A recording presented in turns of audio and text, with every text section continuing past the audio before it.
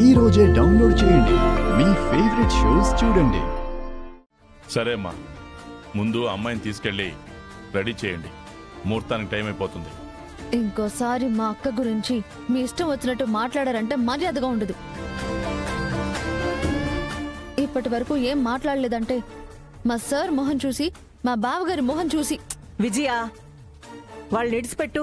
వాళ్ళు అట్టాగే మాట్లాడుతుంటారు. దుర్గని తీసుకెళ్లి రెడీ చేయండి.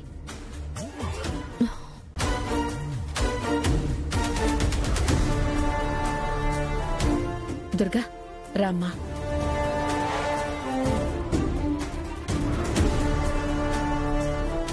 ఎవరు చేసిన పనిది? నేను అనుమానించినట్టుగా అశ్విని వైశాలి చేసుంటారా? లేదంటే అక్క పొరపాటున కాలు జారి పడిపోయిందా? దుప్పటి కప్పారంటే ఎవరో కావాలని చేసిన పనిది.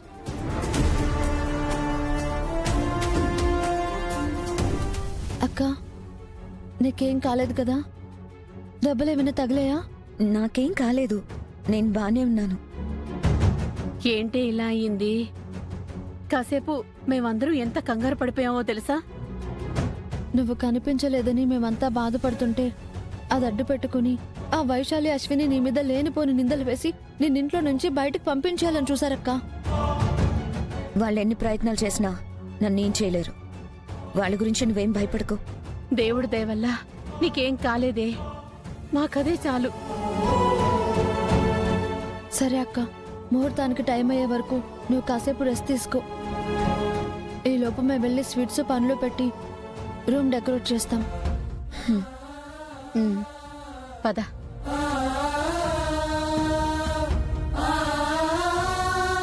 మీరంతా నన్ను క్షమించాలి. మీరు నా గురించి ఎంత బాధపడుతున్నారో, నేను ఇంట్లో సంతోషంగా ఉండాలని ఎంత తాపత్రయపడుతున్నారో నాకు తెలుసు. మీరంతా నేను ఒకలా ఉండాలనుకుంటున్నారు, కానీ నేను ఇంకోలా ఉండాలనుకుంటున్నాను.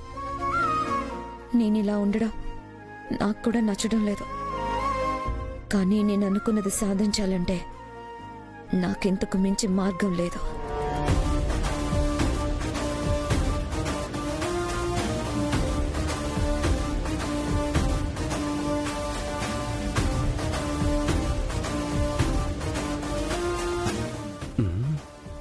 వదినం ఏం చేస్తుండది?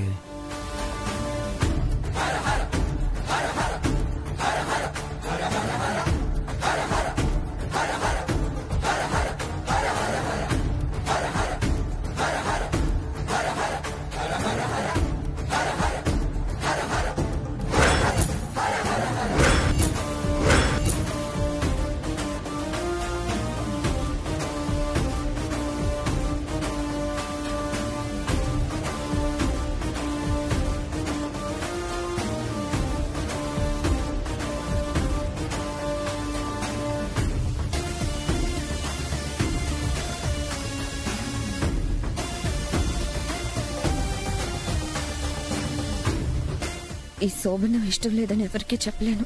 చెప్పినా నా బాధ ఎవరూ అర్థం చేసుకోరు. అందుకే ఈ శోభనం జరగకూడదంటే ఈ కార్పెట్ మీద నుంచి కాలు జారి పడిపోవాలి. కాలో చెయ్యో విరిగినా పర్లేదు. ఇది నాకు నేను విధించుకుంటున్న శిక్ష. నాకేం జరిగినా శోభనం జరగకుండా ఆగిపోతే చాలు.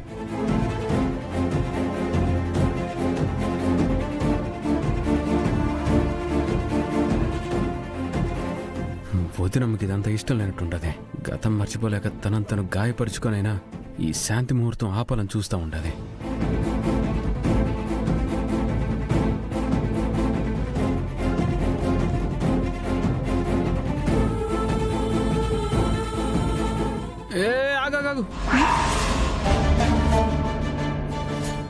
రే కోట్రో, ముహూర్తానికి టైం అవుతుంది. నేను హడావడి పడుతుంటే మధ్యలో నువ్వేంటి? ఓ మేట్రో, మా వదినమ్మ నిడిచిపెట్టి నువ్వేమి ఈ ట్రేలన్నీ తీసుకొని వెళ్తా ఉండవు? నీకు వదినమ్మ కంటే ముందు మాకు అక్క తను. అది మీ ఇంట్లో ఉన్నప్పుడు. ఇప్పుడు మా వదినమ్మ చూడు, పక్కనే ఉండి భద్రంగా చూసుకోవాలి కదా. మా అక్కని జాగ్రత్తగా చూసుకోమని నువ్వు నాకు చెప్తున్నావా? తప్పక ముహూర్తానికి టైం అవుతుంది. పోదులే గానీ నువ్వు ఆవారుగా పో. దారి కడ్డంగా నిలబడి ఏంట్రా నువ్వు? నీ మంచి కోసమే చెప్తా ఉండా. పక్క నుంచి పో పాపా, పో. అప్పుడప్పుడు నీకు పిచ్చిగాని పడుతుందా? అవును మా, రేపు పిచ్చి ఆసుపత్రికి పోదు, నువ్వు వస్తావా? నీతో మాట్లాడుతూ కూర్చుంటే టైం అయిపోతుంది. ఛీ!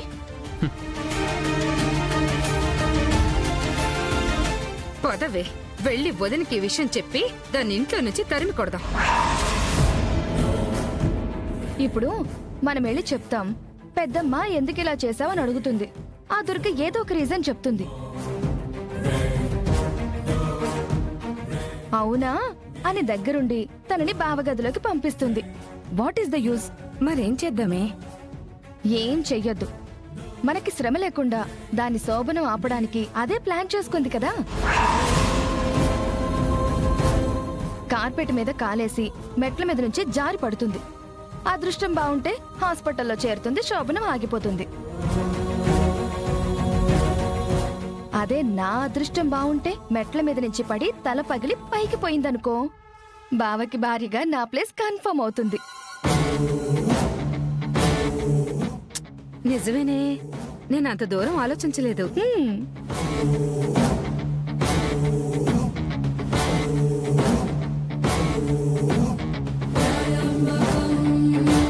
వీళ్ళిద్దరూ చూసుంటారంటే దీన్నేదో రచ్చ చేసి వదినమ్మని తిట్టిద్దామని ప్లాన్ చేస్తూ ఉంటారు. మా వదినమ్మ మీద మాట రాకుండా చూసుకోవాలా? ఏం చెయ్యాలా?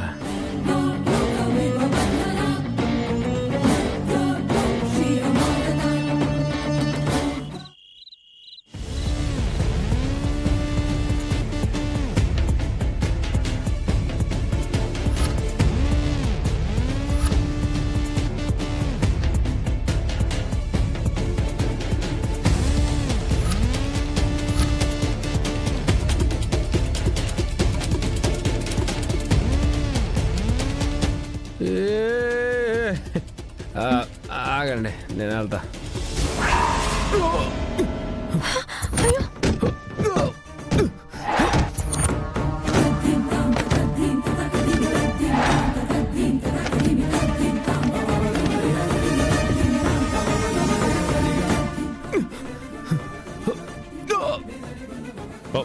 చిరు చిరు ఏమైనాదిరా? అయ్యో ఏమైనాదిరా? లేవరా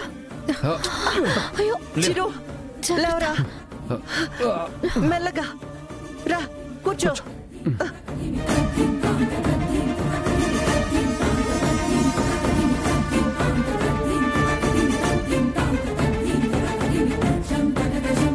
రే, ఏమై ఉండదురా నీకు?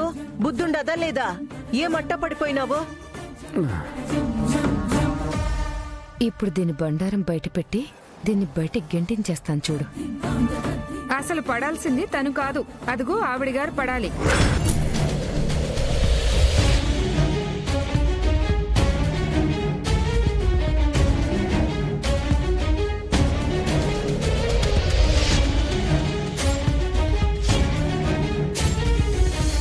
ఏం మాట్లాడుతున్నావు అమ్మా? అవును బావగారు, ఈ శోభనం జరగటం తనకిష్టం లేదు.